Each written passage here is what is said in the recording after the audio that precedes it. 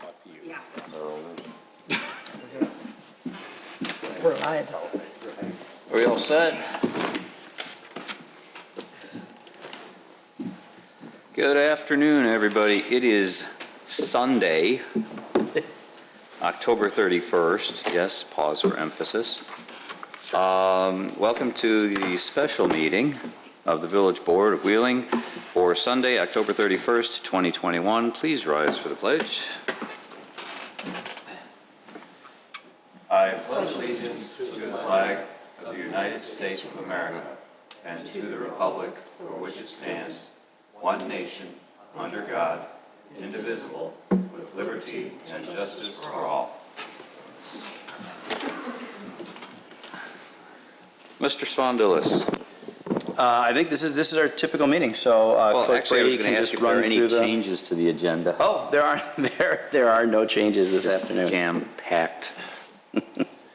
Are we going to roll call? Yep. What? Yes, please.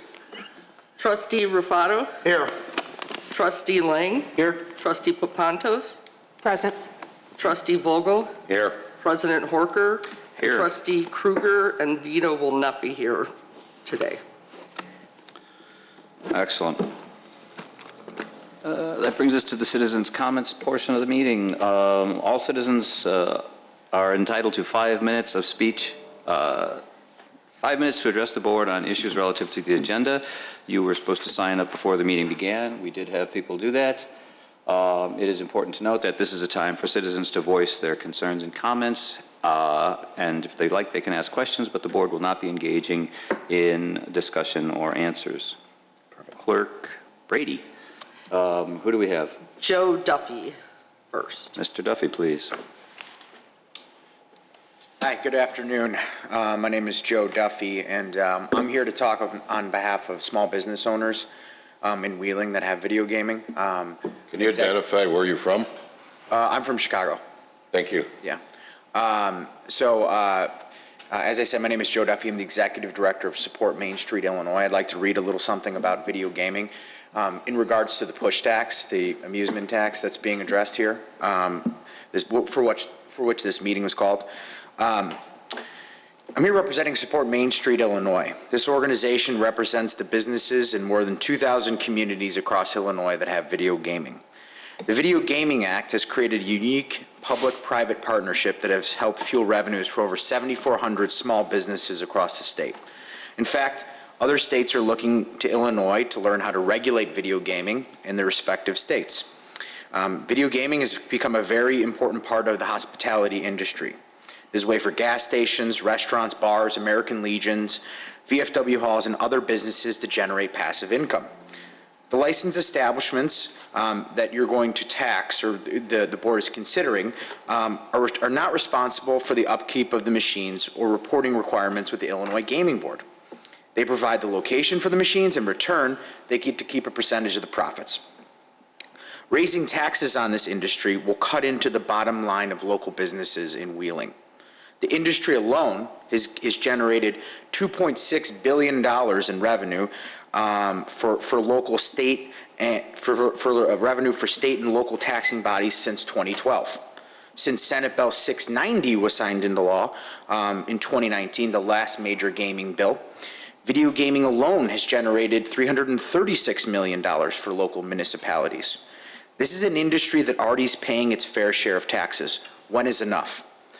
Money generated from the so-called push tax has to come from somewhere. That somewhere is your local small businesses. Every community that has tried to enact this push tax has been taken to court based upon the constitutionality of this tax. There is no reason for you to put your local businesses at a competitive disadvantage by enacting this tax, and rest assured, this tax will put Wheeling businesses at a competitive disadvantage. Implementing this tax will lead to reduced payoffs, which means players will go elsewhere to play their favorite games. The town over that doesn't have this push tax, people are just going to go over there, which is reduced revenue for the village as well as local small businesses. The one way to kill this positive public-private partnership of video gaming is to tax this industry into extinction. Local businesses have been hit very hard this past year with the COVID-19 pandemic. Now is not the time to raise taxes on local businesses. On behalf of the Support Main Street Illinois Coalition, I urge a no vote on the push tax. Thank you. Thank you, sir. Kyle Stedmetz? Okay, thank you. It's a difficult one. It's not an easy last name. Good afternoon, everybody. I don't want to take up too much time. I don't want to reiterate what Joe had just commented on, but to his point, I've come from the service industry for the last 15 years. Obviously, the last two have been, I've seen how greatly it's the negative impact on the small businesses. I know, I'm with Lucky Street Gaming, by the way, and I live in Mundelein, Illinois, just for the record.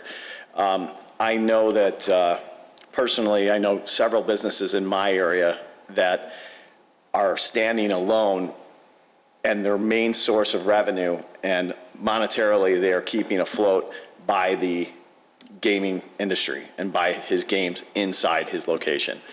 I know several small to medium-sized businesses in Wheeling that are on the fence with possibly, getting some revenue and helping them, survive this, this craziness that has been the last couple of years. And, as a playing these games before I started with Lucky Street several years ago, I know for a fact if it was my personal, if it caused me, if down the street, next community over, next town over, didn't have the gaming tax, I'd go over there rather than visit that establishment if I wanted to play. Unfortunately, I don't play anymore, but I know several people small businesses that this will affect. So again, I don't want to reiterate any more other than the fact I would like to voice my opinion for a no vote on the push tax. Thank you, sir. Clerk Brady, anything else? No, that's it. Next item. 6A, please. Hold on. An ordinance amending Title IV, Taxes, Business Regulation, and Licenses, Chapter 4.96, Amusement Tax with regards to the imposition of the amusement tax on plays of video gaming terminals. Mr. Svandelis is going to turn this over to Mr. Ferrolo. Mr. Ferrolo, our legal counsel, what do we have? Thank you, Mr. President and Village Manager Svandelis. Before you is the push tax ordinance that had been drafted and discussed yesterday at the budget meeting. There is one slight change to Section 6. Section 6 now provides that while the ordinance will be in full force and effect immediately, the village shall be authorized to implement the tax provided for herein on or after the first day of November 2021. This language better covers the time we're going to need, if you vote yes on this, to implement the tax. There are mechanics involved, there will be tax returns prepared, and there will be procedures put in place by the Finance Department. This language provides that we have an ordinance effective immediately, but there will be time prior to the actual implementation, and we'll discuss a date relative to that at a later time. So just for my own edification, what we're doing today just is a placeholder for us to be allowed to impose a tax like this at a later date. Correct. We have created the tax today. The actual implementation date will be up to you relative to the time it takes to get up and running. Thank you, sir. Questions or comments? Trustee Papantos? On the implementation date, is there an expiration? In other words, could we wait a year? Could we wait 18 months? I don't have an answer for that. I don't know. I don't think so, but ideally, you don't wait that long. We have been put in a position by the legislature to make a move quickly relative to this ordinance. Implementation should cover the time it needs to implement. It shouldn't be something that we put on a shelf, because I think we could be subject to challenge if you wait too long. Thank you. Thank you, Trustee Papantos. Trustee Lang, then Trustee Rufato. So we're opting in to this tax, not implementing it right away, and looking to do our due diligence to see how it affects businesses and so on, as we talked about? No. Well, we're not looking at the effects. I mean, should you say yes today, the tax is the tax. We're looking at how we're going to collect. We have to create the forms. We have to notify the businesses. But I just, to make sure I'm answering your question, it's not a debate after today. True. Okay. We did talk a little bit yesterday about where, it's still an unknown of where the tax is coming from, but we pretty much can imagine where it is coming from. Well, ideally, it's the player. I mean, that's the goal. That's the way the ordinance is written. That's the way all of these push tax ordinances are written, that it should be collected from the player, 1 penny per push. Collection on the technology relative to the collection and the timing, I think all of that's going to be figured out. Okay. So there's some things to discover. Great. Thank you. Thank you, Trustee Lang. Trustee Rufato? My question has been answered. Thank you, Trustee Rufato. If there are no other questions or comments, anybody want to make a motion? So move. Motion, Trustee Lang, second. Second. Trustee Rufato. Clerk Brady, roll call, please. Trustee Lang, Yes. Trustee Papantos, Yes. Trustee Rufato, Yes. Trustee Vogel. Yes. Did I get everybody? President Horker. Yes, what? Did I get everybody?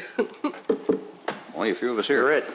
That concludes the entire agenda for the day. All I need now is a motion to adjourn. So moved. Second? Motion, Trustee Rufato, second, Trustee Papantos. All in favor? Aye. Aye. Adjourned. Happy Halloween, everybody. Yep.